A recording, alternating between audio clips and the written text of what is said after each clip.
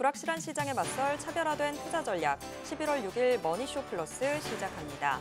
간밤 뉴욕 증시, 조정이 기회라면서 이 저가 매수의 유입으로 3대 지수 모두 상승 마감했습니다. 그 영향으로 우리 증시도 출발은 좋았는데요. 하지만 오늘도 변동성은 좀 높았습니다. 네, 삼성전자가 마이너스로 전환하고 하이닉스는 그렇게 상승세를 보여주고 있네요. 그래서 약간 주식 간에도 이제 좀 차별화가 되고 있는 게 아닌가 싶습니다. 미국 시장에서도 차별화가 되기 시작을 했고요. 뭐 구글은 오르고 아마존은 오르는데 또 다른 메타는 좀 빠지고 하니까요. 그래서 이제는 종목 간에도 같은 업종 간에도 차별화들이 계속 진행되는 시장으로 바뀌어가고 있는 것 같습니다. 시장 더 주의 깊게 살펴봐야겠네요. 지금 보시고 계신 머니쇼는 SBS 비즈앱과 유튜브에서 실시간 시청이 가능합니다. 더 많은 국내 주식 정보 받아보실 분들은 카카오톡 채널 머니랩 추가해 주시기 바랍니다. 그럼 오늘 출연자 바로 모시고 이야기 나눠보겠습니다. 현대경제연구원 주원 경제연구 본부장 모셨습니다. 안녕하세요. 네, 안녕하세요.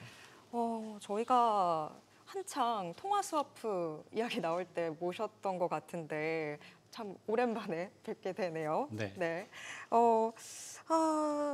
어제 일단 글로벌 증시 급락했던 이유들로 뭐 셧다운으로 인한 단기 금융시장의 경색 뭐 이런 것들 이야기하시는 분들 많던데 네. 본부장님은 어떻게 보시나요? 그 셧다운이라는 게 이제 미국이 그 예산 지출에 의해서 승인을 안 하니까 돈을 못 풀잖아요. 그죠? 그러면 아무래도 이제 돈 풀 거를 대비를 해서 민간 주체들이 기대를 했는데 돈이 안 들어오니까 자금 시장이 좀 경색된다. 이 얘기인데 좀 너무 과장되지 않았나. 예. 물론 이제 뭐 미국의 재정 지출 규모가 워낙 크니까 시장의 유동성을 공급하는 효과는 있겠으나 그거보다는 어제 이제 증시의 하락의 가장 컸던 원인은 이제 AI 버블론. 예. 그게 맞냐 틀리냐를 떠나서 그 영향이 가장 컸던 것 같고요. 이제 엔비디아 젠슨왕 같은 경우는 버블이 아니다. 당연히 AI 반도체를 팔아 먹어야 되니까 그런 얘기를 했고, 예. 근데 이제 주요 이제 투자은행들의 CEO들이 좀 버블일 가능성이 있다 이렇게 얘기를 하면서 그랬는데 지금 간밤에 뉴욕 증시도 뭐 물론 이제 뭐 일부 메타라든가 기술주들은 안 좋았지만 반등을 좀 했거든요. 그래서 버블로는 조금 잠잠해지는 게 아닌가. 그러나 여전히 불씨는 남아 있다 이렇게 생각이 됩니다. 실질적으로 메타가 이제 불씨를 당긴 게 채권 발행하면서 구글도 발행을 하네, 뭐 메타도 발행을 하네. 원래 이런 빅테크들은 그냥 자기가 번 돈으로 투자를 했었는데 지금 갑자기 이제 채권 발행까지 하니까 금리 시장도 이제 금리도 올라가고 그 다음에 저렇게 채권 발행을 해서 하면 이자도 내야 되니까 그러면은 이거 수익성이 있나? 이게 이제 고민이 되기 시작했던 것 같은데 결과론적으로는 그거를 계속 AI 버블이다라고 해석을 할 수 있는 건가요? 본부장님 어떻게 보세요? 우리 버블이라는 정의는 사실 그런 거죠. 어떤 시장인데 많이 올랐던 게 갑자기 폭락해야 이제 그걸 가지고 버블이라고 얘기하잖아요. 폭락만 안 하면 버블은 아닙니다. 예, 그건 당연한 거 아니겠습니까? 그래서 이쪽에 이제 빅테크라든가 뭐 젠슨왕이 하는 얘기는 뭐 단기적으로 좀 조정은 받을 수 있지만 간다. 근데 이게 버블론이 대두된 게 2000년대 초반에 이제 IT 버블, 닷컴 버블이 한번 붕괴되면서 그런 얘기가 나왔는데. 그때도 이제 기업들이 막 투자를 했는데 결국은 이제 그게 생산성도 안 오르고 생산성이 안 오른다는 건 기업들의 실적이 나빠진다는 거거든요. 그래서 이제 한번 폭락한 적이 있는데 그 경로를 따라갈 것인가 말 것인가. 예. 그거는 사실 아무도 모르는데 그냥 제 개인적인 의견인데 따라갑니다. 예. 근데 그 얼마나 터질지는 모르겠으나 한 번은 그래야 이게 이제 AI 산업이 또 재궤도를 잡고 천천히 또 올라가거든요. 버블이라는 게 원래 이제 계속 커지는 거니까요. 계속 커질 동안에 수익을 못 내면 터질 때 이제 큰일 나니까 아니면 이게 터지기 직전인가 그래서 무서워서 못 하는 거잖아요. 근데 이제 지금 현재 상황은 어떻게 보면 투자를 시작하는 시기잖아요. 그러니까 언제 결정이 날지는 모르겠지만 투자가 그래도 돼서 건물도 좀 지어지고 데이터 센터도 지어지고 난 다음에 돌리다 보니 수익이 안 나더라 뭐 이래야 터지는 거 아닐까요? 그렇죠. 지금은 생산성을 언급할 단계는 아닌 것 같아요. 그죠? 그러니까 투자가 돼서 그거 갖고 뭔가 이제 막 열심히 뭐 활동을 하는데 그게 이제 기존에 투자했던 거 대비 수익이 형편없다. 그런 이제 판단이 나와야 되기 때문에 사실 지금 버블로는 약간 좀 이른감이 있는 건 분명합니다.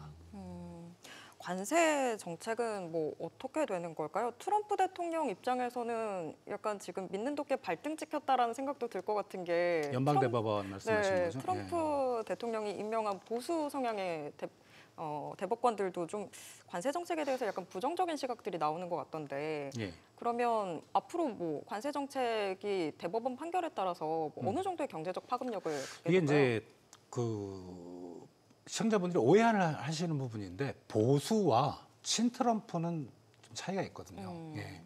그러니까 트럼프의 뭐 그 인사권이 일부 뭐 개입이 되긴 했지만 이게 이제 트럼프의 관세 정책 크게 두 가지 방향입니다. 하나는 품목 관세, 뭐 철강 50%, 자동차 뭐 15%, 20%, 25%, 그리고 상호 관세, 그거를 제외한. 우리하고 상호 관세 협의를 할 때도 자동차는 좀 내렸지만 철강은 건들지 않았잖아요. 네. 근데 품목 관세는 무역 확장법 232조를 아주 오래전부터 미국 의회가 대통령에게 절대적인 권한을 위임했기 때문에 이번 연방 대법원의 심리 대상은 아닙니다. 뭐가 문제냐면 상호 관세, 국가별로 그걸 이제 IEEPA라 그래서 뭐 국가경제 비상수권법.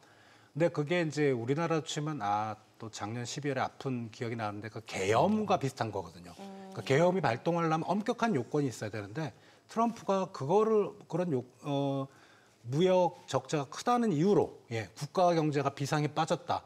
그러면서 이제 상호 관세를 들어간 거라 그 부분은 뭐 미국 연방대법원의 어떤 방향은 모르겠으나 아마 트럼프한테 불리한 쪽으로 나올 것 같고 그 말은 상호 관세가 다 무효다. 예. 그러면 이제 그동안 상호 관세 때문에 받은 관세 수입은 다 돌려줘야 돼요. 예. 근데 그거는 그렇다고 치더라도 그럼 트럼프가 가만히 있겠냐는 거죠. 왜냐하면 내년 11월에 중간 선거가 있는데 중간 선거는 우리나라 국회의원 임기는 4년인데 미국 하원 의원, 상원보다는 하원이 더 권한이 막강하잖아요. 435명은 2년마다 2년. 뽑습니다. 네. 다 전원. 근데 그 대통령 선거 때 한번 뽑고 중간 선거 때 한번 뽑는데 과거 한 4번 정도 중간 선거에서 집권당이 이긴 적이 한 번도 없어요. 그러니까 어떻게 보면 미국 국민들이 한쪽으로 쏠리는 걸 되게 좀 싫어하는 것 같아요. 그죠? 균형을 자꾸 맞추. 만약에 이제 하원에서 민주당이 이겼다. 그럼 어떤 일이 벌어질까요? 그동안에 트럼프가 했던 모든 정책들을 다 뒤집으려고 할 겁니다. 그러니까 트럼프가 지금 우려하는 게 그겁니다.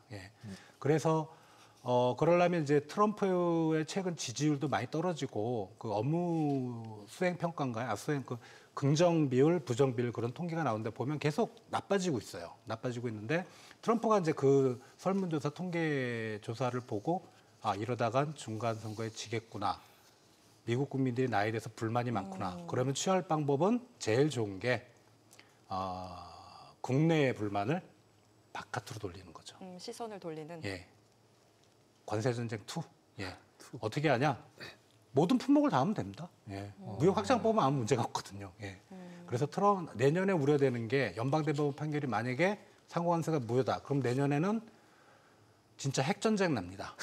올해 관세 전쟁은 아무것도 아닌 것 같고요. 저는 그렇게 예상을 하고 있습니다.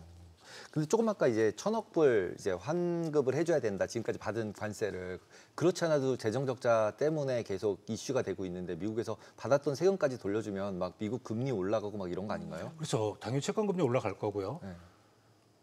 최근에 우리나라 채권금리도 올라가더라고요. 그러니까 그렇게 되면은 뭐 어쩔 수 없이 또 이게 이제 채권 시장에 제가 한 1, 2주 전인가 이제 은행에 계신 분들, 채권 운영하시는 분들 만난 적이 있는데 최근에 우리 국내 채권 금리가 올라가는 거 놀랐다 그래요. 그게 무슨 말이냐면 이제 중장기적으로 보면 금리가 계속 떨어지는 게 맞는데 그렇게 지금 시장에서는 운영을 하고 있는데 내년에 만약에 미국 국채가 올라간다? 뭐 난리 날 것 같아요. 상당히 좀 주식 시장도 영향을 받을 것 같고요. 좀 큰 그게 또 급작스럽게 올라가 버리면 이제 주가가 폭락하면서 그때 또 이제 버블론이 크게 한번 제기가 되겠죠. 그렇잖아요. 채권 막 빚지고 있는데 지금 그다음에 금리까지 올라간다. 그러면 이제 AI 버블론은 더 커지고 그다음에 채권 시장 붕괴되면서 주식 시장까지 같이 붕괴되는 진짜 블랙스완 같은 일이 일어날 수도 있는 거네요. 그러면. 근데 이제 너무 우리가 이제 부정적으로 미래를 전망을 하면은 이제 시청자분들이 안 좋아하시기 때문에 그럴 시나리오 중에 하나다 그렇게 보시면. 근데 당장은 아닐 것 같잖아요. 그게 당장은 이제. 아니죠. 그냥 예. 중간 선거를 지나거나 그래서 대부분 생각하시는 게 이제 그런 블랙스완이 언젠가 터질 것 같아. 근데 지금은 아니기 때문에 지금 빨리 올라타야 돼. 이런 쪽으로 많이 생각을 다 하시는 것 같아요. 대부분. 그래서 그 부분은 이제 언제 나올지 모르니까 버블은.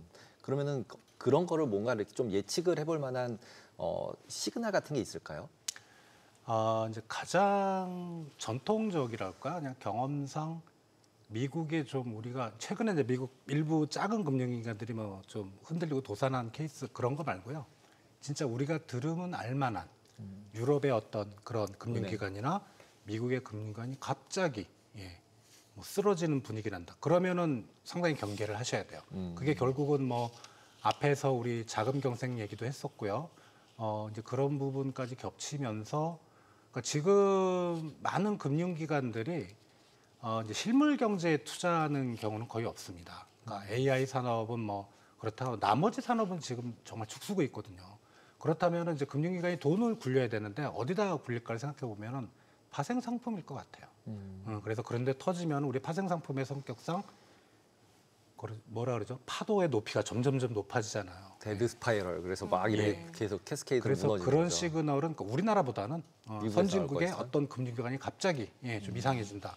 그럼 상당히 좀 조심하셔야 됩니다.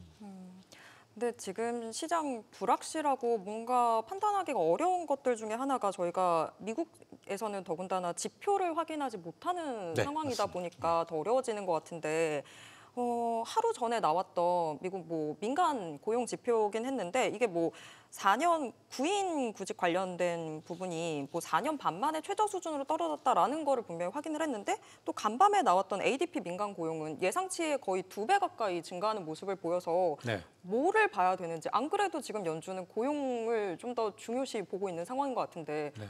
어떤 상황인 걸까요? 저도 모르죠.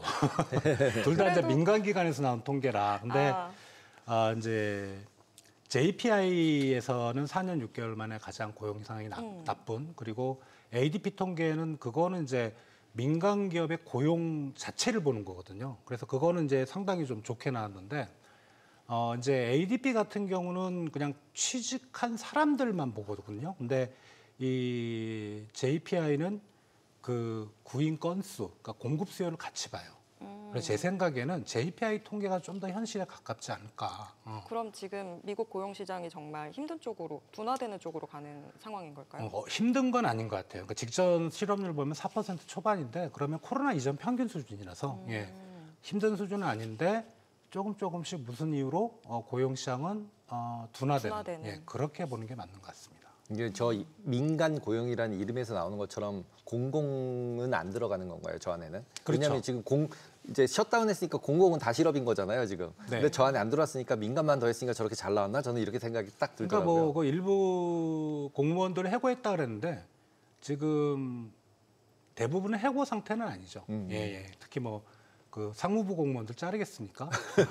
지금 할 일이 산더미인데 해고 상태는 아니기 때문에 그러면은 실업 통계에는 안 들어가기 안 들어가기 때문에 상관은 없고 그러면은 실질적으로 약간은 좋아졌을 수도 있는 거네요. 근데 그럼요. 뉴스 보면은 맨날 뭐 아마존 몇만 명 잘랐다, 뭐 누구 해고했다, 뭐 이런 뉴스만 계속 보이는데 네. 어떻게 이렇게 좋게 나오는지가 되게 의구심이 미국 언론에서 생기더라고요. 나온 뉴스 사실 이제 우리나라 언론이 그대로 이제 자료 화면으로 가는데 네. 그게 미국 시장의 현실을 객관적으로 보여주는 경우는 좀 드문 것 같아요. 왜냐하면 이제 우리나라 그 뉴스 중에 그 외국에서 우리나라 뉴스를 갖다가 쓰는 게 주제가 제일 좋은 게 뭐냐면 자살률 높은 거 그리고 뭐 북한이 미사일 쏜 거. 왜냐하면 부정적인 뉴스를 소비자들이 좋아한다는 거죠. 우리나라 국민들도 마찬가지입니다. 뭐 미국 경제가 좋다, 뭐 분위기 좋다 이런 뉴스 안 가고 뭐 트럼프가 군대 투입해서 뭐 끌고 갔다, 뭐 그죠?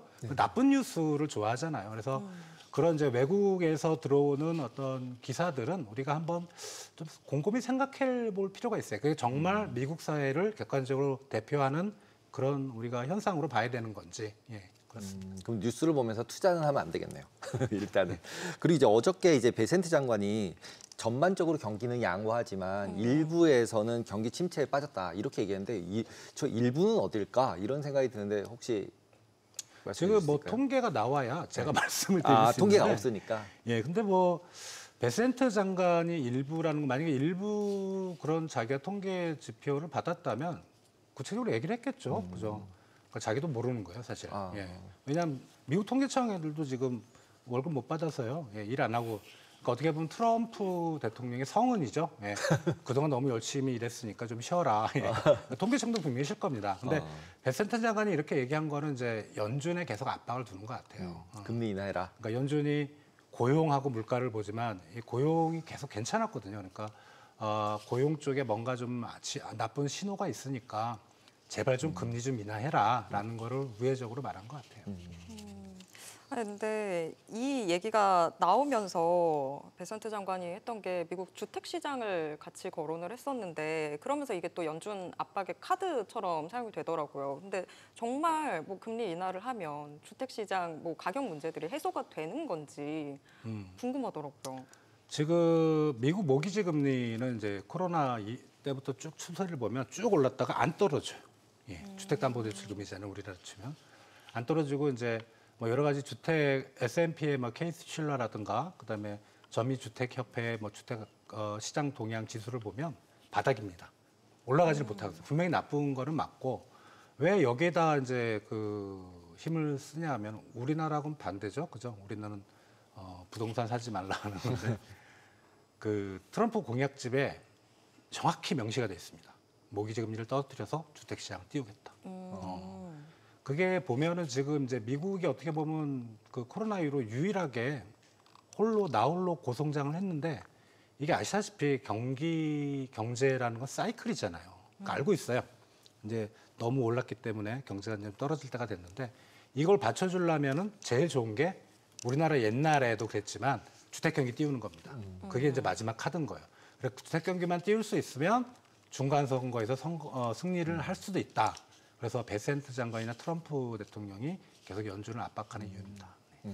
그리고 이제 중국 정부가 이제 미국 농산물 관련해서 보복 관세 이제 철회를 했잖아요. 그러면서 이제 대두 수입하고 뭐 한다고 하는데 네. 그렇게 되면은 대두나 이런 농산물 가격이 미국 내에서는 상승할 수 있는 거 아닌가요? 그러면 이제 거꾸로 인플레이션 요인이 될 수도 있다. 뭐 이렇게 볼 수는 없나요? 그게 뭐 논리상으로는 그런데 그동안 못 팔았잖아요. 아. 예, 뭐 못 팔은 걸 파는 거니까. 예, 그리고 미국도 뭐 콩을 많이 먹긴 하지만 뭐 만약 물량이 모자르면 근데 지금 올해 그 원자재 가격을 봤을 때 이제 광산물 물론 철강이나 석탄은 좀 예인데 광산물은 계속 약간씩 올라가는데 농산물 가격은 떨어지고 있거든요. 네. 올해가 세계적으로 폭염이었잖아요. 친구가 이제 그쪽 연구를 하는데 폭염이 농산물 작황에 엄청나게 도움이 된답니다. 그래서 대부분의 농산물 작황은 올해 상당히 좋기 때문에 뭐 그것 때문에 뭐 대두 쪽에서 인플레이션 압력이 발생할 것 같아 보이진 않습니다. 어쨌거나 미중이 결국에는 부산에서 합의했던 내용들 이행을 하고 있는 상황이긴 한데 오늘 국내 증시가 막 대단히 오름세를 보인다거나 그런 상황도 아니어서 어쨌거나 이 관세 휴전으로 우리 경제나 우리 증시가 좀 플러스되는 요인은 맞는 건지 그거 어떻게 보세요? 없습니다. 없을까요? 왜냐하면 1년 유예고요. 이거는 제가 뭐 장담은 못 하겠는데 내년 4월에 이제 한번 트럼프가 방중을 한다 그랬잖아요. 4월이면 한 6개월 정도 남았죠. 예. 트럼프의 전략은 저렇게 합의를 해놓고 또 때립니다. 왜 때리냐면 지지율 끌어올려야 되거든요. 항상 시비를 먼저 거는 쪽은 트럼프라. 지금 분위기 괜찮은데 아마 여기 조금만 시간 지나면 트럼프가 뭔가 또 트집 잡아서 뭐 갑자기 관세 올리겠다. 뭐 분명히 그렇게 합니다. 예. 그러면서 왜냐면 그건 이제 4월 달에 가게 될 때를 대비한 또 전략 중에 하나예요. 그죠? 근데 중국도 잘 알고 있어요. 예. 너무 잘 알고 있어서 이게 전쟁이 길어지는 건 서로 상대방을 너무 잘 알고 있을 때 전쟁이 빨리 안 끝나거든요. 그래서 저는 트럼프 임기 내내 아마 미중 간에 합의는 불가능하다고 생각됩니다. 이제 그럼 이제 환율을 한번 여쭤볼게요.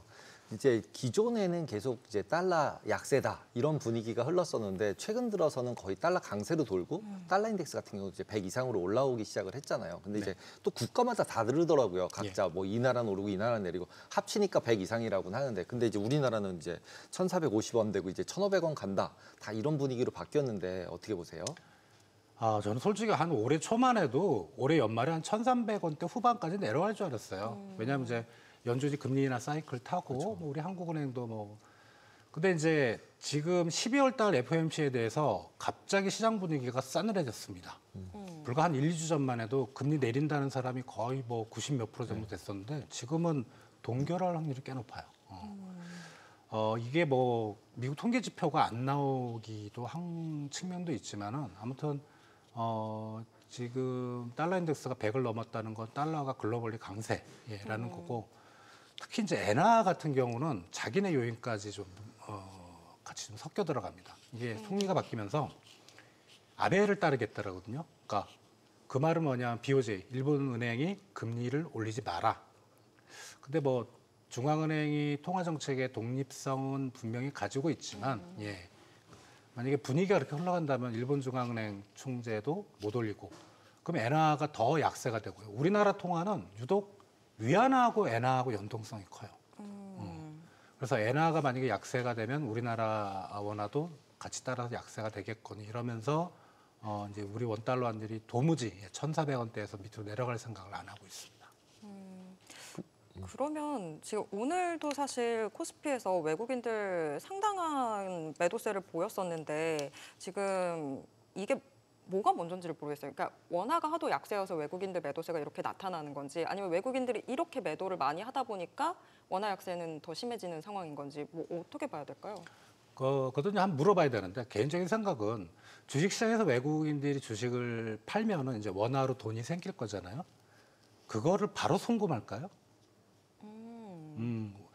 그 통상적으로는 그걸 돈을 가지고 있다. 물론 송금하는 케이스가 있겠지만 가지고 있다가 뭐 주식시장 분위기 봐서 다시 들어간다든가 아니면 뭐 채권 투자를 한다든가 다른 자산 투자를 하는 게 그게 통상적인 우리 생각이에요. 그래서 환율이 올라간 거가 분명히 외국인들한테는 좀 두렵죠. 왜냐하면 지금 만약에 이제 송금해 버리면은 그죠? 환율이 높을 때 송금하면 환차손이 발생할 수 있잖아요. 그래서 그런 부분 분명히 영향은 있겠으나 근데 이제 이 연말에 보통 기관 투자가들이 청산을 합니다.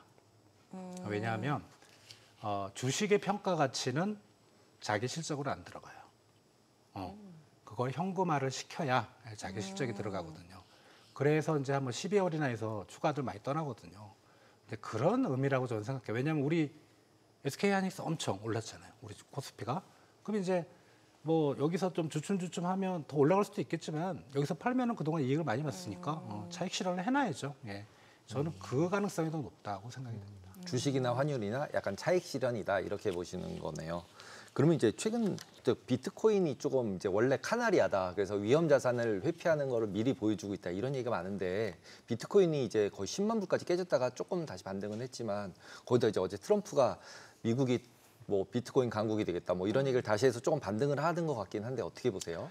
일단 저는 기본적으로 이제 그 비트코인 처음 나왔을 때는 이거는 정말 위험한 자산이다 생각했지만 코로나를 거치면서 이거는 안전자산이라고 생각했거든요. 사실 달러화를 대체할 수 있는 수단이기도 하고 이제 뭐 여러 가지 이유로 이제 비트코인 약세를 보였는데 아마 연준의 금리 인하 가능성이 좀 낮아지면서 거기 많이 좀 연동을 하더라고요. 그래서 그런 부분 때문에 좀 그런데 단순히 비트코인이 위험 자산이라서 이렇게 떨어졌던 건 아닌 것 같고 그런데 이제 그 한 몇 년 전만 해도 비트코인의 파생 상품은 거의 없었어요. 그러니까 딱 발행 물량이 정해지고 반감기가 있으면 그때 하면 또 폭등하고 그랬는데 지금은 뭐 관련된 상품들이 막 상장돼 있으니까 이게 창출되는 비트코인 유동성이 엄청 큰 거예요. 그러니까 그러다 보니까 이거는 이제 비트코인이 그동안 강세를 보였던 가장 큰 원인은 공급이 막혀서인데 공급이 계속되고 있으니까 이런 것도 유동성의 차이 그런 것 때문이지 않을까. 그래서 지금은 어쩌면 이제 앵커님께서 말씀하신 것처럼 위험 자산일 수도 있겠다. 그런 생각으로 좀 바뀌고 있습니다. 근데 그 비트코인도 사실 모든 자산 시장 중에서 요새 가장 소외됐다면 소외됐던 시장이었는데 또 일각에서는 결국에는 키 맞추기 하면서 비트코인도 나중에는 올라갈 거다 뭐 이런 얘기도 있잖아요. 어떻게 보세요? 그러니까 모든 자산이 한 조금 전만 해도 올랐잖아요. 금오르고 에브리띵 랠리였죠. 근데 이제 사실 우리 투자자들이 제일 친숙한 자산은 주식이죠. 예. 제일 주식하고 그리고 비트코인 올랐다는 소식보다는 뭐 주식 시장에 어떤 종목이 올랐다 이게 더 많이 들렸죠. 접근을 하니까 그러니까 그쪽에 들어가는 것 같고 개인적으로는 비트코인은 또 이제 주중거래다 한 번 더 올라갈 거라고 저는 생각을 하고요. 아까 지금의 위험자산 성격이 있다고 얘기했지만 그래도 저는 금과 같은 안전자산이라고 생각하거든요. 그럼 금은 어떻게 보세요? 비트는 그렇다고 치고. 당장 내년을 보고 저보고 전망하라 그러면 자신 없는데 10년 후라면 주식이나 부동산보다 지금 금을 사세요. 예, 확실히 금은 올라갈 거라고 저는 생각을 합니다. 장기적으로. 예. 금, 마지막에 또 금이 귀에 딱 남게 되는 상황이네요. 오늘 이야기 여기까지 듣겠습니다. 고맙습니다. 감사합니다. 감사합니다.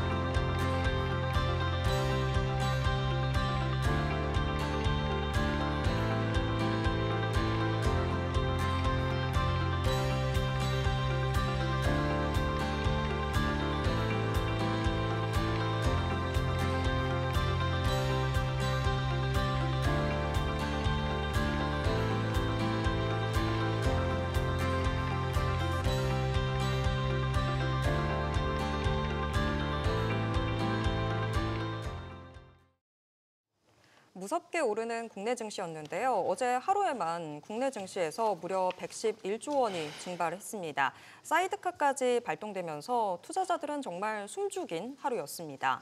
네, 지금 시장 강세장 속에서 그냥 당연한 숨고르기 장세냐 아니면 버블 시작이냐 이런 의견들이 엇갈리고 있는 것 같습니다.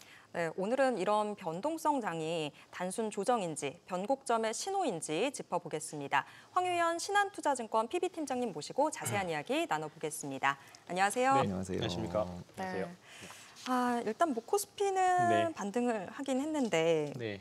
떨어진 거에 비하면 좀 마음이 섭섭한 그런 상황인데, 근데 뭐 글로벌 증시 다 조정받았다고 네. 해도 어제 우리 증시가 좀 유독 많이 떨어졌다라는 맞습니다. 생각이 들어서 네. 우리 증시는 여전히 약한 걸까요? 일단은 외국인들 매도세가 계속 나오고 있죠. 네, 그리고 좀 오늘도 좀 매도가 많이 나왔고, 좀 이제 이번 주 들어서면서부터 좀 수급적인 부분에서 좀 특별한 특이점이 좀 발생은 하고는 있습니다. 이제 그것도 이제 뒤에 말씀을 좀 드리긴 할 건데요.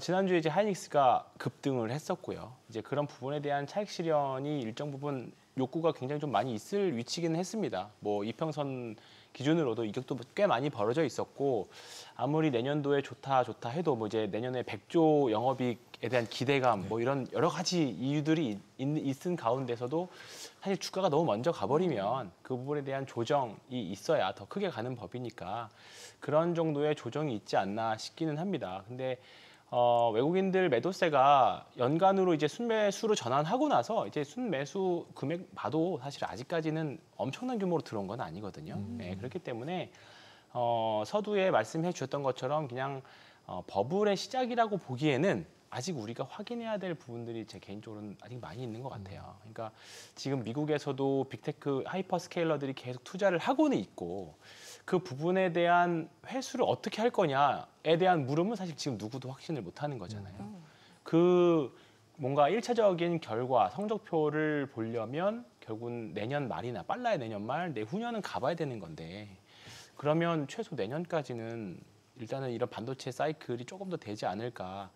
그리고 실제로도 이제 HBM뿐만 아니라 레거시 반도체까지도 올라가는 그런 모습들을 보면 아직까지는 삼성전자, 하이닉스, 오늘은 뭐 하이닉스는 그래도 장 초반에 좋았고 두산도 그렇고 전자도 상대적으로 좀 강한 모습이었지만 뭐 개별주들이 오늘 다 좀 주저앉는 모습들이었습니다. 이런 부분들에 대한 키 맞추기 작업도 좀 남았고요. 예, 그리고 여전히 반도체 섹터에 대한 우위 장세는 아직은 저는 조금 더 남았다 이렇게 생각하고 있습니다. 그리고 특히 네. 지금 최근에 계속 개인들이 계속 사고 있잖아요. 네, 맞습니다. 계속 사서 외국인들이 네. 저렇게 막 팔아도 네. 생각보다는 안 빠지는. 맞습니다. 그다음에 어저께 같은 경우도 제가 주위의 분들 얘기 들으면 마이너스 6%야 그냥 사는 거지 네. 뭘 기다리냐. 맞습니다. 네. 풀로 샀다가 또 종가 때 다 네. 팔았더라고요. 또 네, 다들. 맞습니다. 그래서 제가 오늘 어떻게 되나 막 고민을 했는데 네. 삼성전자 하락하고 네. 하이닉스는 상승했잖아요. 네. 그 두 개가 벌어지고 있는 거를 어떻게 봐야 될 것 같으세요? 오늘 나온 뉴스였던 것 같은데요. 일단은 하이닉스가 올해 HBM 공급 가격에 대해서 사실 삼성전자와 마이크론이 이제 같이 경쟁자가 되면서 가격 협상력이 좀 떨어질 줄 알았습니다. 근데 그럼에도 불구하고 가격을 여전히 올려서 받았다라는 뉴스가 좀 있었죠. 이런 부분들이 하이닉스에 대한 우위를 계속적으로 가져가는 것 같습니다. 그리고 과거와는 달리 우리가 하이닉스를 PBR로 항상 분석했었거든요. 싸다. 근데 이제는 PER로 봐준기를 이제 시작한 것 같아요. 본격적인 AI 시대로 들어가면서부터 이제 하이닉스가 본격 성장주다 이렇게 보는 거고 또 일각에서는 삼성전자와 하이닉스 이제 어제 종가 기준으로 하이닉스가 삼성전자 시총의 한 70%까지 따라왔거든요.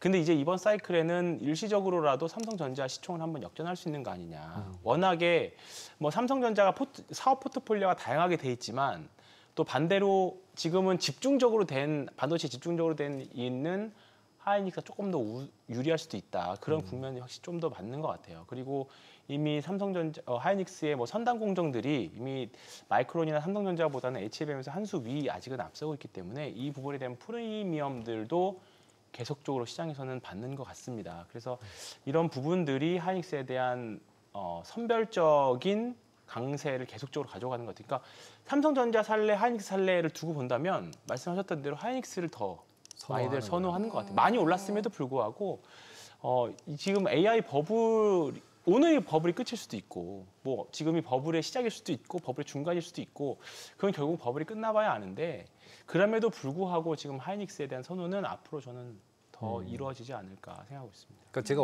지난번에 출연자분께서 오셔가지고 하이닉스 같은 경우 이제 10% 펀드들이 네. 이상 못 사는 네. 거였는데 그 풀린 날 10% 급등한 거다. 맞습니다. 제가 이제 10%왜 급등했냐 네. 막 여쭤봤더니 그러시더라고요. 근데 제가 과거에 일했던 거 생각해 보면 보통 헤지 펀드나 이런 네. 데들은 그렇게 되는 거를 예상을 하고 매집을 했다가 원래 매집을 많이 그렇죠. 했을 때는 던질 때를 이제 팔 때를 맞습니다. 계획하고 팔잖아요. 네. 그래서 지금 나오는 게 그때 이제 매집하려고 올렸던 거를 이제 다 파는 거가 네. 언제까지일까? 네. 이게 그래가지고 계속 열심히 보는데 아직도 팔고 있더라고요. 네. 하이닉스 외국인이.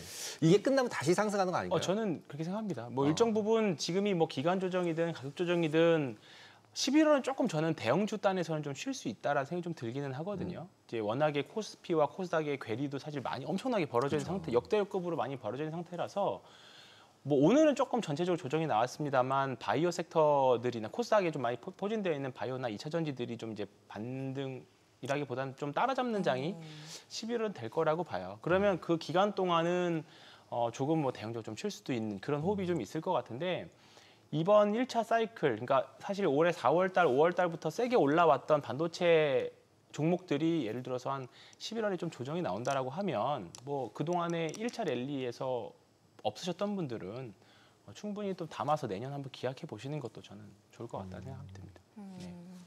근데 코스피에서 오늘까지 외국인들이 4거래일 연속 순매도고 조 단위로 계속 매도한 걸 따지면 3거래일 연속인데 네. 외국인들은 이제 우리 시장을 떠나는 아닙니다. 걸까요? 저는 그렇게 생각하지 않아요.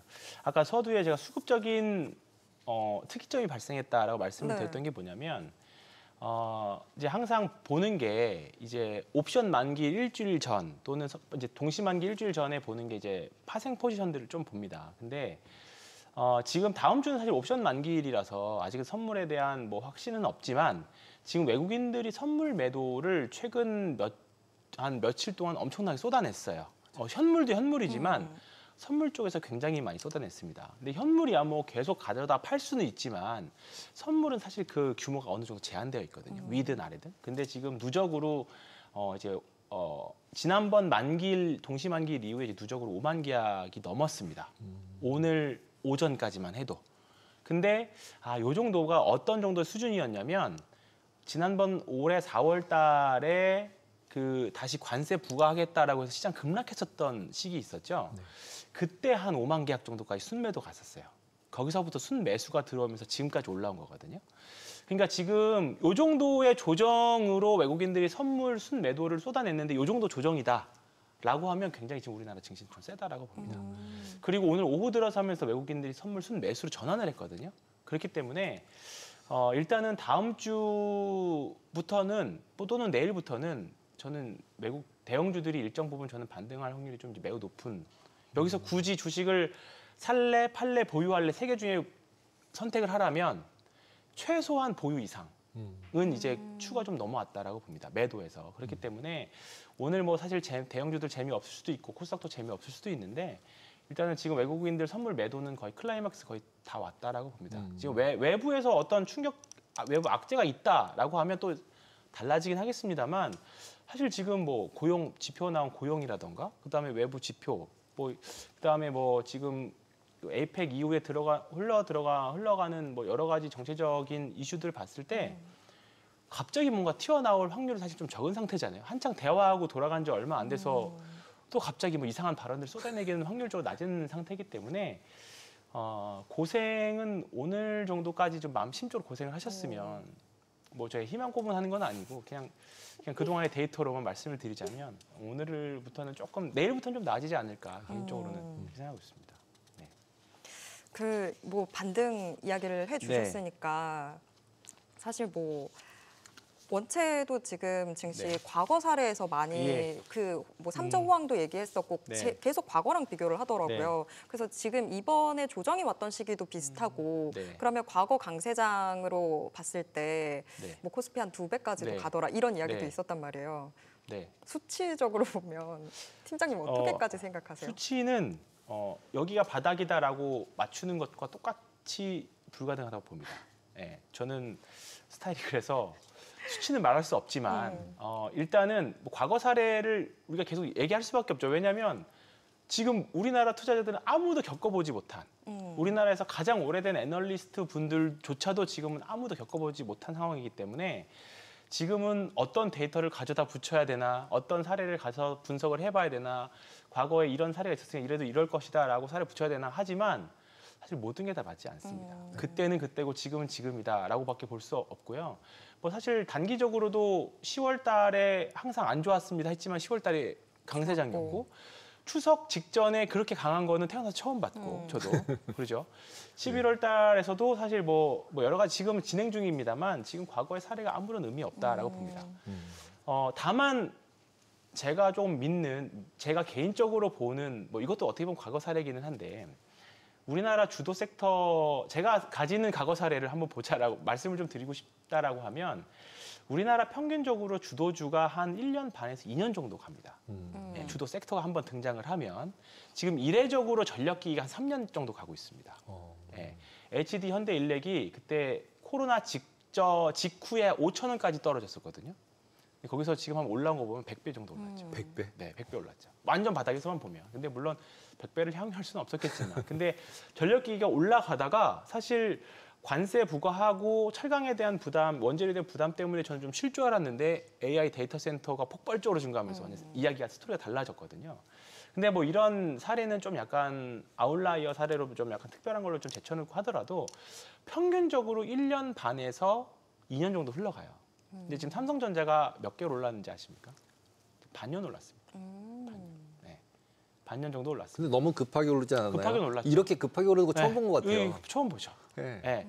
다만 사이클이 한 번에 주도주가 올라가서 섹터가 한 번 정도 부흥기를 가는데 한 통상 1년 반에서 2년 정도 가거든요. 짧으면 정말 짧으면 1년 정도 가고 우리가 과거에 그 삼성전자와 하이닉스가 2016년, 17년도 클라우드 올라갈 때 그때 사례들을 많이 얘기들 하시잖아요. 그때 한 1년 반 올랐습니다. 삼성전자가 그때 당시에 130만 원에서 260 정도 갔고요. 하이닉스가 3배 올랐고 그랬습니다. 근데 이제 그때는 정말로 이제 기존에 있었던 거에다 클라우드가 확장되는 붐이었는데 지금은 클라우드는 클라우드대로 가지만 레거시는 레거시대로 가지만 거기다 HBM이라는 더 큰 수요가 붙어 있는 상태이기 때문에 사이클이 6개월로 끝날 것 같지는 않습니다. 그리고 그러니까 1년 정도로 끝날 것 같지 않다라는 거죠. 그러면 과거에 한 1년 정도에서 1년 반 정도 사이클이라는 과거의 평균적인 통계치 그리고 지금의 AI 흘러가는 분위기, 그다음에 미국 빅테크들이 확인을 해야 되는 그 무언가, 시점, 특이점까지 보려면 사실 내년 말이거든요. 그렇게 따지고 보면 앞으로 한 반년 정도는 너무 걱정하실 필요가 없지 않겠느냐라는 생각이 좀 들어요. 어제 시장이 급락 나온 걸로는 저는 아침에 이렇게 생각했어요. 이거는 충성도 테스트다. 반도체 HBM에 대한 충성도 테스트다. 예. 우리가 마치 연애할 때 오빠 우리 헤어져라고 했다가 그럼 남자가 헤어져 그냥 우리 헤어져라고 했다가 오빠 왜 그렇게 말할 수 있어? 약간 그런 느낌인 거죠. 많이 들어보셨나 아니 보네요. 그러지는 않지만 어제는 개인적으로 저는 충성도 테스트였다고 봅니다. HBM에 대한 HBM에 대한 충성도 테스트, AI에 대한 충성도 테스트. 근데 이제 어저께 같은 경우도 미국 시장도 대부분 약세로 전환될 네. 것 같은 분위기였는데 네. 마이크론이 실적 잘 네. 나오면서 디램 좋을 거야 그렇습니다. 뭐 이런 식으로 하면서 확 돌려가지고 네. 다시 다 나스닥은 다 들어올렸어요. 맞습니다. 네. 그러면서 이제 우리나라도 좋아진 건데 그러면은 마이크론 가면은 우리나라 삼성전자 하이닉스도 더 가는 거 아닌가요? 그게 맞는 거죠? 저는 그렇게 생각합니다. 특히 이번에 이제 하이닉스가 가격 협상력에서 조금 우위를 못 가져왔다라고 하면 조금 고민해 볼 수도 있었다라고 봐요. 사실 그게 가장 큰 우려이기도 했었고요. 근데 이제 가격 협상력 여전히 가져가고 여전히 뭐 한 세대 정도 하이닉스가 선당 공동을 계속적으로 가져간다라고 하면 사실 마이크론이 올해 가장 먼저 공급할 거라고 했었거든요. 3에서. 근데 생각보다 지금 못 하고 있는 실정이기도 하죠. 삼성전자는 뭐 HBM 쪽에서는 좀 약간 아직 하이닉스보다 아래지만 뒤에서 받쳐주는 올해 여름에 수주 받았던 테슬라나 애플의 파운드리 이런 부분들에 대한 기대가 여전히 또 내년에 남아있는 부분들이고 삼성전자 별명이 낸드의 왕이잖아요. 네, 물량으로 밀어붙일 수 있는 이제 그런 부분들이 올 하반기부터 이제 뭔가 그 저전력 DDR, LPDDR이라던가 다른 레거시 반도체에 대한 수요들이 따라 붙어주면서 삼성전자도 충분히 경쟁력이 있는 상황이 되어버린 것 같습니다. 그래서 뭐 일각에서는 하이닉스와 삼성전자 시총 역전할 거다 그런 말도 있고 내년에 영업이익단으로는 연간으로 100조 본다라고 보는 분들도 많이 있는 것 같아요. 근데 끝은 가봐야 되지만 또 실제로 시총이 어떻게 될지는 모르겠습니다만 결국 삼성전자 하이닉스가 끌고 가는 시장은 아직은 저는 충분히 더 여력은 남았다. 다만 뭐 그게 뭐 일자로 거의 조정 없이 쭉 가면 좋긴 하겠습니다만 이게 계속 올라갔다 내려갔다 하면 손바뀜도 하고 수급도 붙었다가 빠졌다 그렇게 하면서 해야 다른 종목도 살고 좀 약간 수급도 완화되고 가는 거기 때문에 일단 지금은 뭐 조정 온다고 하더라도 너무 크게 걱정하실 필요는 없다. 보통 삼성전자랑 하이닉스가 저렇게 가면 거기에 납품하는 네. 부품업체들이 굉장히 우리나라 네. 많잖아요. 그러면 그런 데는 얼마 정도 시간이 있다가 이렇게 따라가는 건가요? 일반적으로 경험상. 저는 소부장 비중은 조금 조절이 필요하다고 봅니다. 네. 특히 지금 이제 3분기 실적 발표하는 소부장 종목들을 좀 보면 그 주가 대비 실적이 많이 안 나온 종목들이 있어요. 지금 생각보다 소부장들을 꺾이는 종목들이 좀 많이 있거든요. 그러니까 삼성전자, 하이닉스, 레거시 좋다고 해서 올라갔는데 그러면 당연히 소부장 생각하는 종목이 올라가겠지라고 생각을 했는데 생각보다 지금 너무 주가 빨리 올라간 부분들이 좀 있죠. 실제 장비 수준의 이런 것들은 아직 공시된 게 많이 없거든요. 그 어떻게 그럴 수 있는 거예요? 많이 만들면은 뭔가를 더 계속 투자를 해야 되는 거 아니에요? 그렇기는 하죠. 근데 이제 그런 부분에 대한 아직은 확신이 없었고요. 확신이 없어요. 네, 실제로 나온 건 없었고. 그러니까 이제 아마 올 연말이나 내년 정도에 나오는 기업들. 그러니까 지금 주가가 센 종목들 보면 심텍이나 코리아 서키트나 뭐 대덕전자 같은 기판 업체들. 그러니까 우리가 DDR 만들 때 당장 필요한 회사, 그 소재를 만드는 회사들은 주가가 좋습니다. 근데 기존에 있었던 장비 가지고 돌리는 장비 회사들은 종목들마다 편차가 좀 많이 심해요. 실제로 영업 전망치 대비 좀 안 좋은 기업들은 좀 주가가 빠지기도 했었고 그렇기 때문에 소부장들은 이제 다음 주면 3분기 실적 시즌이 종료가 되는데 이제 그 관련된 기업들의 실적 한번 잘 열어보시고 4분기 실적 좋을 수 있을지 내년도에 또 좋을 수 있을지 그리고 과거에 뭐 DDR3, 4 때 장비 소재 잘 썼다고 해서 5 때도 잘 쓴다는 보장 지금 없는 상황이거든요. 왜냐하면 뭐 저전력 반도체로도 가고 좀 약간 그 반도체를 만드는 패러다임도 좀 많이 바뀔 수 있기 때문에 그래서 소부장은 좀 어려운 것 같아요. 그래서 그냥 어렵게 생각하지 마시고 저는 하이닉스도 좋은 선택지인 것 같아요. 왜냐하면 예를 들어 소부장에 쏟는 그 종목 분석을 하려면 정말 엄청난 정성을 기울여야 되거든요. 이게 무슨 기술을 가지고 있고 어디 납품처는 어디고 어떻게 해야 이쪽이 잘 돼야 이 종목이 좋아집니다라는 엄청난 노력을 해야 되는데 사실 하이닉스는 그냥 이거 소재 장비들이 만드는 거 다 합쳐다가 만드는 회사잖아요. 정말 분석이 좀 편하거든요. 어떻게 보면 그냥 AI 버블이 끝날 때까지 가는 종목이다라고 하면. 근데 지금 시장 자체가 소부장 못지않은 변동성을 하이닉스 대형주들이 다 주고 있어요. 그렇기 때문에 지금 일단은 대형주를 일정 부분 채우시고 그다음에 플러스 알파로 소부장들을 채우시는 게 좀 낫지 않나 그 생각이 좀 듭니다. 어차피 답은 정해져 있는 것 같긴 한데 오늘 시장에서 강했던 것들은 거의 뭐 보험주, 은행주, 금융지주 뭐 이런 것들이었잖아요. 그러면 황 팀장님 표현을 빌자면 아직까지는 충성도를 지금 회복하지 못한 거다. 이렇게 봐야 될까요? 일단은 저는 오늘 뭐 이번 주는 이제 외국인들 매도세에 이어서 좀 조정이 어느 정도는 다음 주까지도 저는 가능하다고 봐요. 외국인들 선물이 얼마큼 세게 들어오냐에 따라서 바뀔 수도 있다라고 봅니다.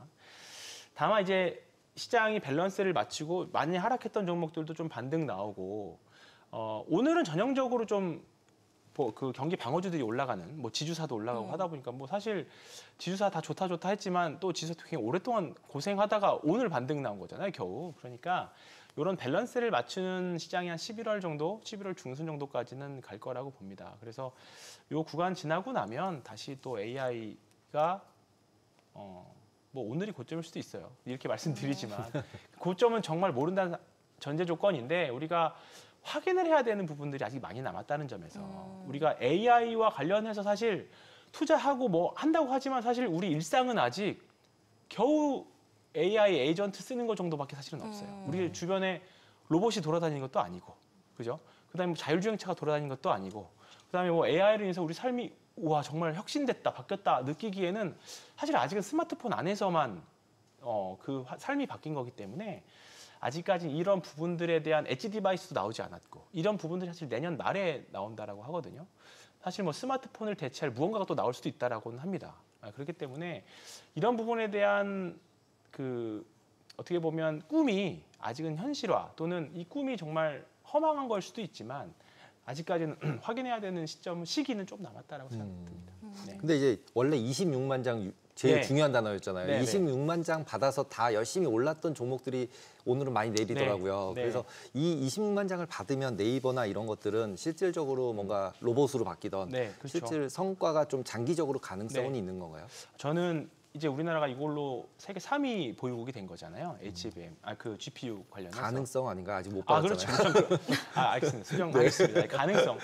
근데 일단 뭐 아직 받진 않았지만, 근데 이제 그 부분만으로도 저는 매우 의미 있다라고 봅니다. 사실 특히 뭐 네이버 같은 주식은 뭐 이게 한 번에 다 받지는 않겠지만 받아서 한다라고 하면 네이버가 과거에 닷컴 버블 때 올라갔었던 2000년대 중반에 올라갔었던 그 영광을 다시 한번 재현 가능성 할 수 있는 포텐셜이 지금 주가에 굉장히 많이 녹아져 있다라고 봅니다. 사실 이 GPU를 가지고 가장 크게 잘 활용할 수 있는 기업이 네이버라고 보고 결국은 이제 앞으로 피지컬 AI로 가면서 소프트웨어 기업들이 굉장히 중요해지는 상황이잖아요. 네. 결국은 뭐 삼성이나 SK나 그 GPU들을 받아서 결국은 HBM을 생산하는 공장의 효율성을 더 높일 수 있는 데 써서 HBM을 더 많이 생산을 할 거고 그러면 그거를 이용해서 뭔가 피지컬 AI가 발전하면 당연히 그 수혜를 네이버가 저는 궁극적으로 소프트웨어 기업들이 볼 수 있다고 봅니다. 지금 미국에서도 팔란티어라던가 그다음에 소프트웨어 오라클이라든가 이런 종목들이 하드웨어 쪽보다 더 각광을 받고 있는 것들이 다 이런 쪽이라고 봐요. 결국은 우리가 예전에 학습을 했다면 이제 그걸 추론을 해서 그래서 추론하다 보니까 낸드나 디램이 많이 필요한 거고 이거를 이용해서 이제 피지컬 AI로 가는 구간이잖아요. 거기서 가장 필요한 게 소프트웨어 기업이잖아요. 그렇다 보니까 앞으로 네이버를 지금이야 조금 주가가 좀 답답할 수 있지만 정말 우리가 흘러가는 AI 시대를 꿈꾸는 그 시대를 본다라고 하면 네이버가 아주 지금 좋은 가격에 있는 거 아닌가. 어제 같은 경우에 이제 아마존 같은 경우에 네. 퍼플렉시티가 AI 뭐 이런 걸 써가지고 네. 데이터를 해서 들어가서 이제 쇼핑하고 이런 걸 해줬는데 그걸 못하게 막는 거를 소송을 거는 바람에 여러 가지 복잡해지는 것 같아요. 네. 근데 이제 저도 지금 네이버 때문에 생각할 때 이제 네이버, 아마존, 네. 구글이 실적이 좋았던 거는 데이터들, 개인들과의 실질적인 연동이 있으니까 네. 좋을 수 있다라고 보면 우리나라는 그게 네이버여서 네. 약간 비교를 네이버, 아마존, 구글 뭐 이런 네. 거랑 비슷한 군으로 그래도 봐줘야 되는 기업 아닌가. 근데 오늘 자꾸 빠져가지고 아, 네. 이거는 뭐 장기적으로는 어떻게 봐야 될지를 제가 여쭤본 거였어요. 아닙니다. 오늘 주가 하락은 뭐 너무 일일하실 필요는 필요 없고. 없고요. 뭐 모든 주식이 매일 오르는 건 아니니까요. 그냥 그 정도로 보시면 좋을 것 같습니다. 네. 네. 오늘 말씀 여기까지 네. 듣겠습니다. 고맙습니다. 네, 고맙습니다. 감사합니다.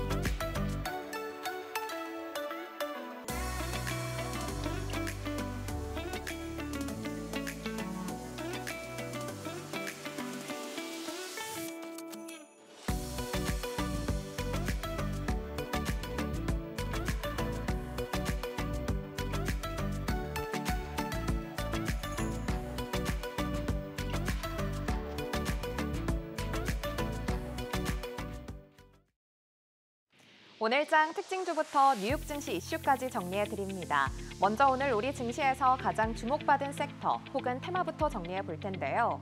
어제 국내외 증시의 조정을 촉발했던 AI 거품 우려가 다소 줄어든 건지 단기 하락폭이 과도했다는 분석과 함께 저가 매수세가 유입되면서 반도체 관련주들이 하루 만에 다시 반등했습니다.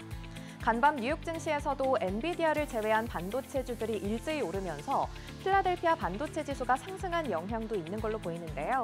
먼저 오늘 SK하이닉스가 2.42% 오르면서 59만 3천 원에 마감했고요.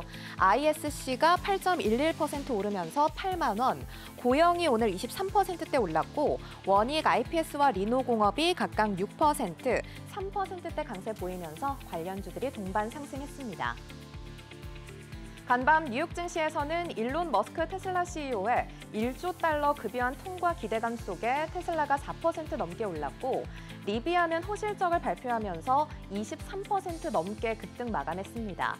또 미국 전고체 배터리 기업인 솔리드 파워는 삼성 SDI 그리고 BMW와의 공동평가 협약을 체결해서 전고체 배터리 상용화에 한 걸음 더 나아갔다는 소식에 50% 넘게 급등했는데요. 이 훈풍이 국내 증시에도 불어들면서 2차 전지 관련주들이 강세를 보였습니다. 먼저 LG에너지솔루션은 1.29% 오르면서 47만 원에 마감했고요. 유일에너테크가 8%대 오르면서 2,840원, 테이펙스가 오늘 12%대 올랐고 PIE와 코세스가 각각 13%, 12%대 강세 보이면서 관련주들이 일제히 상승 마감했습니다. 이어서 뉴욕 증시 종목에 대한 이슈와 투자 의견 정리해드리겠습니다. 퀄컴이 시장 예상치를 웃도는 실적을 발표했습니다. 그래서 오늘은 퀄컴의 분기 실적과 함께 앞으로의 전망까지 분석해 보겠습니다. 먼저 이번에 발표한 실적을 보면 매출은 112억 7천만 달러로 전년 대비 약 10% 증가했고 조정 주당 순이익은 3달러로 시장 예상치를 상회했습니다. 하지만 소득세 비용을 반영하고 나니 순손실이 31억 2천만 달러였는데요. 그럼에도 내년 1분기 매출 전망을 118억에서 126억 달러로 시장 예상을 웃도는 수준으로 제시했습니다.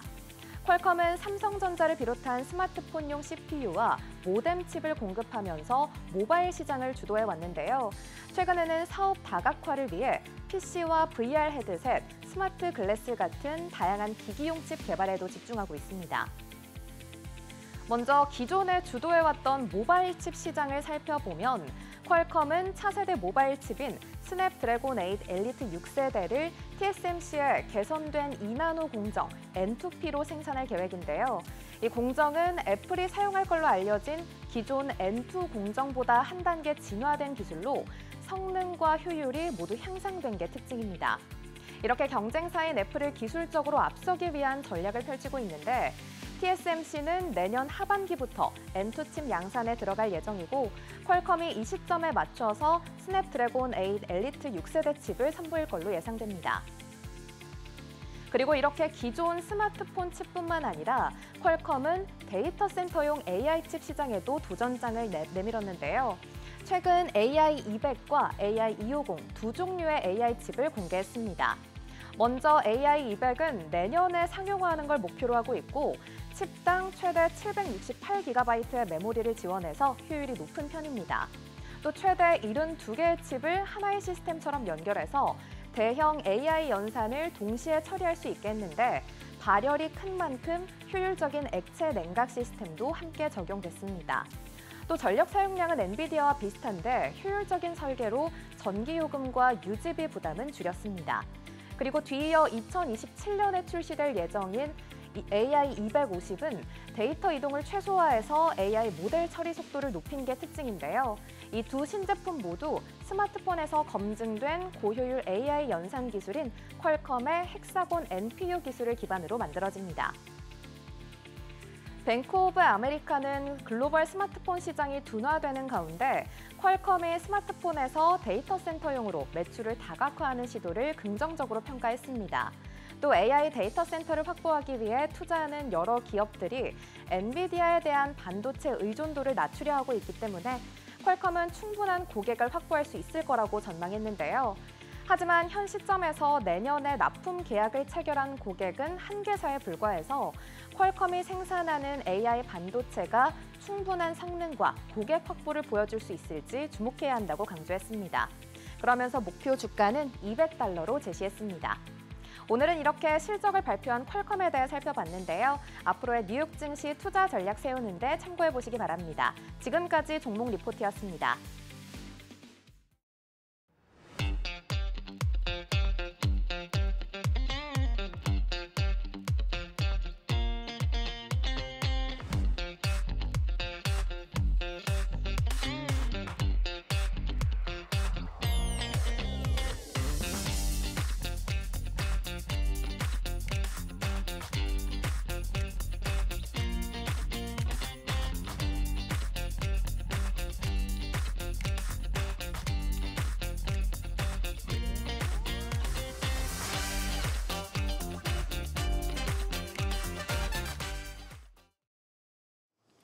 어제는 종일 AI 거품론에 글로벌 증시가 휘청이는 듯 했는데요. 간밤에는 뉴욕 증시가 재반등하고 오늘 코스피도 소폭의 오름세를 보여줬습니다. 네, 그렇습니다. AI 거품론이 이제 팔란티어 공매도설, 버리가 엔비디아랑 팔란티어 공매도했다 그러는 얘기 때문에 하락세로 전환했지만 어저께 마이크론이 실적을 잘 발표하면서 다시 상승세로 돌리고 있습니다. 네, 근데 지금 기업들이 회사채까지 발행하면서 AI 인프라 투자에 열을 올리고 있는 상황인데요. 주요 빅테크 관련 이슈들 함께 살펴보겠습니다. 메리츠증권 황수옥 연구원 모셨습니다. 안녕하세요. 안녕하십니까. 네, 계속 AI 버블. 어제 조정 이 이야기를 하게 되는데 일단 어제 조정의 성격부터 좀 규정을 해볼까요? 그러니까 지난 월요일이죠. 그래서 주식이 계속 오르면 앞으로 계속 오를까라는 걱정과 차익 실현의 욕구가 좀 같이 수반된다라고 생각을 합니다. 올 법한 조정이었다라기보다는 이런 욕구들은 항상 기반이 되는 상황에서 좀 좋은 핑계들이 있었기 때문에 이제 그런 주가의 반응이 나왔다라고 생각을 하는데요. 이를테면 이제 골드만삭스와 모건스탠리 CEO의 어떤 시장의 과열에 대한 우려, 그리고 방금 말씀해 주셨다시피 팔란티어 주가 반응, 여기에 마이클 버리의 풋포지션 공개, 이런 이제 사람들이 조금 우려할 만한 그런 이벤트들이 이제 시장에서 주목을 받으면서 그게 핑계거리 삼아서 뭔가 주가 반응이 나왔다라고 생각을 합니다. 조정이라는 말을 쓰기에는 아직은 조금 무색하지 않나, 전 이런 생각을 하는데요. 무슨 뜻이냐면 일반적으로 조정이라는 말을 쓸 때는 지수가 한 5%에서 10% 정도 주가의 하락이 나올 때 조정이라는 말을 사용을 합니다. 지금 S&P 500이나 나스닥 지수의 경우에는 모두 고점 대비 한 1.4%, 1.9% 정도 지금 주가의 하락이 나와 있는 상태여서 조금 더 시장의 향방을 지켜봐야 되는 그런 국면이 아닐까 이렇게 보고 있습니다. 실제로 빅테크 빠질 때도 보면 급락해서 한 3, 4%까지 빠졌는데 종가 때 보면은 많이 안 빠져 있는 상태로 계속되면서 지금 말씀하신 것처럼 1, 2% 정도밖에 고점 대비 안 빠져 있더라고요. 그래서 보통 이제 시장에서 얘기하는 10%라고 자꾸 얘기를 하니까 왠지 10%가 빠지면 많이 빠져야 되잖아요. 개별 종목은. 네, 맞습니다. 그리고 이제 미국이 만약에 10% 빠지면 우리나라는 더 빠질 것 같고 이런 상황에서 어떻게 보면은 아마존이나 구글 같은 경우는 계속 강세를 잘 보이는 반면에 메타랑 나머지 마이크로소프트나 기타 이제 뭐 브로드컴이 다 약간 양극화되면서 뭔가 시장이 바뀌는 것 같다. 그리고 투자를 했는데 수익을 버는 데는 그래도 좀 계속 손을 대주지만 못 벌 것 같아. 그리고 얘 계속 채권 발행하면서 이상한 것 같아. 그럼 갑자기 막 너무 많이 파는 거죠. 급락을 해버리더라고요. 빅테크도. 네. 그러면 이런 상황에서는 투자 전략을 어떻게 세우는 게 좋을까요? 저는 이제 방금 이제 그 부채를 관련해서 또 말씀을 주시기도 했는데 일단은 제일 원칙은 여전히 실적이라고 생각을 합니다. 무슨 뜻이냐면 지금 시장에 대해서 뭐 버블이다 아니면 혹은 이제 밸류에이션이 과도하다 뭐 이런 말씀들 많이 하시지만은 실제로 미국 시장의 그 실적 추정치가 계속 우상향하고 있고 이번 3분기 실적 시즌도 지난 10월 말까지 기준으로 해서 돌아보면 서프라이즈를 내는 기업들의 비중이 80% 이상입니다. 5년 평균 한 77% 정도 되고요. 이번 실적 분기도 지난 2분기 실적 분기도 뭐 역대급으로 좋은 실적 시즌이었다라고 평가를 하고 있는데 이번 시즌은 더 좋아서 이런 기본적으로 실적이 좋은 시장이다라는 점을 깔고요. 근데 그 안에서 이제 실적이 좋은 기업과 안 좋은 기업이 차별화된다는 거죠. 그리고 방금 말씀해 주셨지만은 그 부채 관련한 얘기를 또 돌이켜 놓고 보면 부채 관련한 지표가 좋은 기업들, 양호한 기업들은 상대적으로 괜찮은데 약간 좀 뭐랄까 숫자가 안 좋은 기업들이 좀 부진한 그런 성향들이 좀 있습니다. 그래서 그러한 숫자들을 체크해가면서 투자 전략을 수립하는 게 적절하다라고 생각을 합니다. 근데 지금 뭐 저희가 앞서서 다른 출연자분들도 얘기해 주셨지만 일단은 지금은 투자가 집행이 돼야 되는 시기인 거고 그런 이야기들을 해주셨는데 지금 그 측면에서 봤을 때 구글도 지금 자체 인프라 투자 이쪽으로 가고 있는 거잖아요. 그럼 버블을 지금 저희가 뭐 좋은 버블, 나쁜 버블이라고 뭐 만약에 구분을 한다고 치면 그럼 저희는 지금 좋은 버블의 상황이 있는 걸까요? 좋은 버블이라고도 아직도 생각을 하지 않고요. 저의 의견은 뭐랄까 버블도 전이다라고 저는 보고 있습니다. 아직 버블이 오지 않았다. 왜냐하면 그 빚을 내서 투자한다는 명제에 대해서부터 먼저 좀 체크해볼 필요가 있겠습니다. 그래서 그 순부채 에비타 비율 이런 것들을 하이퍼스케일러 기업들의 숫자들을 체크를 해보면요. 최근 이제 12개월 기준으로 놓고 보면 대부분 이제 1배 미만입니다. 거의 0.1, 0.2 이래요. 그리고 알파벳 같은 기업들은 그게 순현금 상태입니다. 그래서 얘네들이 빚을 내서 투자를 그동안 했다라기보다는 자기들이 실제로 막대하게 벌어들인 현금 흐름을 기반으로 해서 지금까지 투자를 해왔고 이게 최근에 이제 AI 데이터 센터에 대한 투자의 필요성이 워낙에 또 커지다 보니까 올해 하반기부터 좀 분위기가 많이 바뀌었거든요. 그래서 거기서 좀 공격적으로 투자를 하는 과정에서 그 회사채 등으로 이제 부채를 조달하기 시작을 했다로 봐야 될 것 같습니다. 그러면 이제 그럼 얘네들이 안 내서 빚을 내면서까지도 이 투자를 하는 요게 적절하냐 적절하지 않냐에 대해서 또 판단할 필요가 있을 것 같은데요. 그 기준에 대해서는 ROE가 상승하는 것이 이제 좋은 것이다라고 생각을 해보면요. ROIC가 부채 비용보다 큰 구간에서는 부채를 통한 자금 조달이 ROE 개선에 도움이 됩니다. 쉽게 풀어서 설명을 드리면 기업이 돈을 잘 벌고 있는데 내가 지금 돈 잘 벌고 있는 상황에서 빚을 내서 사업을 확장하면 더 이제 돈을 잘 벌 수 있는 레버리지 효과가 되는 건데요. 지금 이 빅테크들의 그 평균적인 ROIC 숫자가 전부 다 15% 이상입니다. 그리고 부채 비용은 대부분 5% 미만이에요. 그만큼 지금 오히려 지금 국면에서는 지금까지는 부채를 통해서 투자하지 않았고 이제부터 부채를 조달하고 있고 이 부채를 통한 조달이 지금 효율적인 상황이다. 그리고 내년에 금리 인하 국면인 부분까지 같이 고려를 한다라고 하면 지금의 투자에 대해서 뭔가 부적절하고 과도하고 이게 버블이다라고 우려하기에는 아직은 좀 이르지 않나 이렇게 생각을 합니다. 그럼 오히려 빚을 내서 투자를 하는 것이 ROIC가 더 좋기 때문에 주가의 더 상방, ROE를 더 높이는 요인으로 작용할 거기 때문에 오히려 더 좋게 볼 수도 있다라고 보시는 거네요. 맞습니다. 그래서 실제로 메타 같은 경우도 채권 발행이 너무 잘 됐더라고요. 막 3배씩 사겠다는 사람은 막 넘치는 상황이어서 오히려 국채가 문제되는 상황인 것 같은 네. 상황인데 그러면 이제 알파벳 같은 경우는 최근 들어서 되게 강세를 보이고 있는데 특별하게 다른 데랑 차별화되는 점이 TPU 말고 또 어떤 점이 또 있을까요? 저는 이제 저희도 알파벳을 5월부터 좀 주목을 하고 있는데요. 알파벳이라는 기업의 가장 큰 특징이라고 하면 AI 풀스택 기업이라고 저는 평가를 합니다. 무슨 뜻이냐면 자체 AI 칩도 개발을 이미 사실은 하고 있었고요. 그리고 자체 AI 데이터 센터에 기반한 클라우드 서비스, 그러니까 구글 클라우드를 가지고 있고요. 그리고 자체 성능, 그 AI LLM 모델인 제미나이도 갖고 있고요. 그리고 요거를 이제 B2C로 확산할 수 있는 그 강한 풀이 안드로이드나 이런 이제 구글 그 기존의 고객들을 기반으로 하고는 강력한 풀도 있고요. 그래서 그러한 부분이 이제 앞으로 에이전틱 AI라든가 뭐 피지컬 AI로 나아갔을 때 B2C로 저희가 AI의 확산을 기대를 하는 게 뭐 내년이나 후년의 그림인데 그런 경로에서 그 알파벳은 거의 독자적으로 모든 스택을 스스로 할 수 있다는 점을 강점으로 보고 밸류에이션 측면에서도 사실은 그동안 가장 매력적인 기업이기도 했습니다. 제일 쌌었죠. 맞습니다. 그래서 그런 부분들이 알파벳의 차별점이 아니었나 이렇게 봅니다. 그리고 어저께 나온 그런 아마존이랑 안트로픽이랑 에트로픽이랑 둘이 이제 소송이 붙었잖아요. 네네. 그 소송 건에 대한 걸 한번 설명해 주시고 이걸 어떻게 해석을 하는 게 좋을지 한번 생각하시는 게 있을지. 그거는 제가 뭐 디테일한 내용들은 제가 체크를 하지는 못했는데요. 근데 그 내용들은 보면 이제 결국에는 누가 이제 데이터의 주권을 갖고 이런 그죠. 부분이냐. 예, 데이터 주권 문제죠. 그게 이제 결국엔 핵심 사안이라고 생각을 합니다. 네. 그래서 그런 부분에 대해서 이제 자유로울 수 있는 기업이냐 아니냐 여부도 향후에 이제 B2C로 AI 산업의 확산을 기대를 할 때 중요한 투자의 판단 잣대 중 하나가 되지 않을까 이렇게 생각을 합니다. 그러면 그렇게 했을 때는 구글, 뭐 아마존, 그다음에 뭐 애플도 가능성이 있는 거 아닌가요?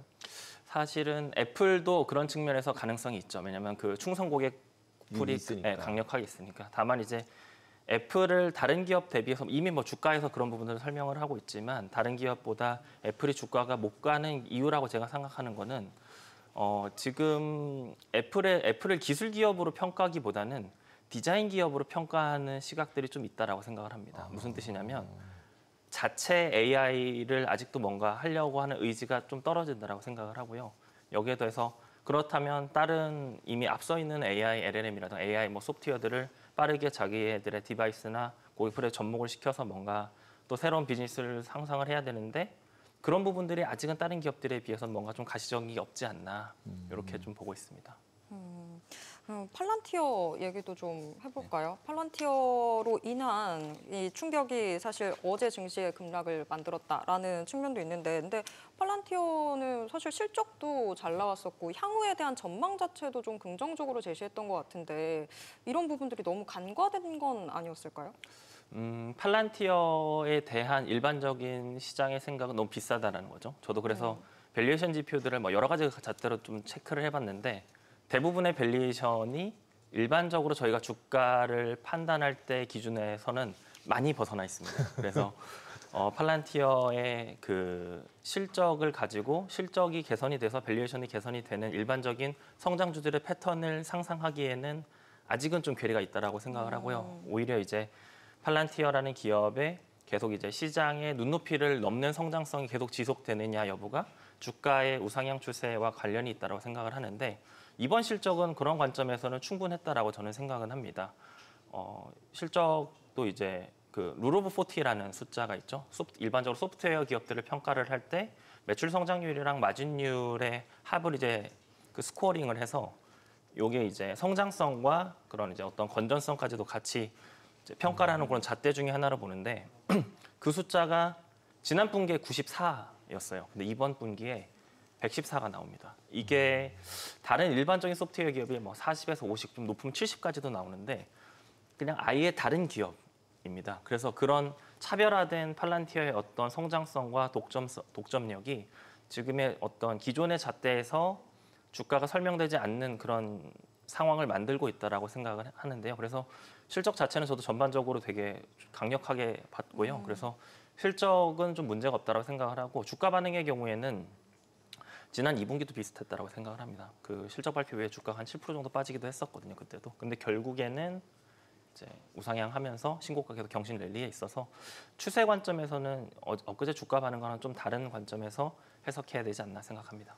지금 이제 팔란티어랑 비교되는 게 원래 테슬라였잖아요. 테슬라도 옛날에 이렇게 비쌌었는데 다 캐치업해서 왔다. 맞습니다. 이런 상태인데 이제 네. 테슬라 같은 경우는 좀 이제 횡보를 하다가 네. 이제 머스크 1조 달러 보상안 네. 여기서 26% 주주가 된다는데 네. 이게 도대체가 얼마인지 다시 1등으로 등극할 것 같은 저게 네. 통과되면 할 것 같은데 테슬라는 어떻게 보세요?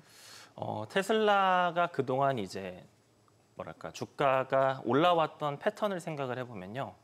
2020년, 21년에는 새로운 꿈과 희망을 이제 꿈과 그렸고요. 그 네. 꿈과 희망을 밸류에이션을 먼저 반영해 가면서 주가가 오르다가 더 이상 새로운 꿈과 희망을 그려주지 못하고 예를 들면 뭐 자율주행한다, 로보택시 한다, 이제 옵티머스 한다. 근데 여기서 지금 약간 새로운 그다음 스토리가 그전 실적 시즌까지는 안 보였었거든요. 근데 이번에 뭐 실적 발표 때에는 이제 AI 그 로보택시들을 이제 상용화를 시켜 놓으면 거기도 이제 AI 칩들이 다 들어가는데 걔네들이 놀 때 이거를 이제 뭐 하나에 연결해서 데이터 센터처럼 활용해서 AI 연산 그 도구로 데이터 센터처럼 쓸 수 있다 뭐 이런 얘기들도 하면서 또 그런 좀 새로운 얘기들을 또 하기도 하더라고요. 이제 거기에 더해서 이제 그 다음으로 이게 그 다음 갈 수 있는 패턴이라고 한다면 그러한 내용들을 숫자로 증명해 주는 과정이 이제부터는 수반이 돼야 되는데 뭐 로보택시의 숫자가 아직은 미미한 상태에서 이제 그런 징후들을 조금씩 보여주고 있는 상태인 것 같습니다. 그래서 그 숫자들이 좀 더 커지고 이번 최근에 실적 발표에서는 또 어떤 얘기들을 했냐면 옵티머스 관련해서 이전에 없었던 좀 구체적인 숫자들을 좀 언급을 해주면서 그 약간의 뭐랄까 모호했던 꿈들을 좀 더 구체적으로 그려주는 일들이 이번 실적 발표에도 있었는데요. 그래서 그런 이제 앞으로의 어떤 새로운 비즈니스에 대한 숫자들이 커지는 것들을 조금 더 확인해 나가는 과정이 그 테슬라의 그 다음 주가의 어떤 새로운 모멘텀이 되지 않을까 생각을 합니다. 네, 미증시 빅테크들 함께 좀 정리를 해봤습니다. 오늘 말씀 고맙습니다. 네, 감사합니다. 네, 오늘 밤 미증시 뭘 볼까요? 다 셧다운이어서 별거 없는 것 같고요. 지금 저희가 막 얘기 나눴던 테슬라 어떻게 통과될지 그리고 또 이제 그렇죠. 발표하면서 뭐 이제 뭐 비행하는 또 택시도 만든다 그러고 뭐 지금 말씀하신 것처럼 이상한 거 많이 또 얘기하면 그거 관련주들 뜨면서 또 뭔가 돌리지 않을까 이런 생각이 듭니다. 좀 체크를 해봐야 될 것 같네요.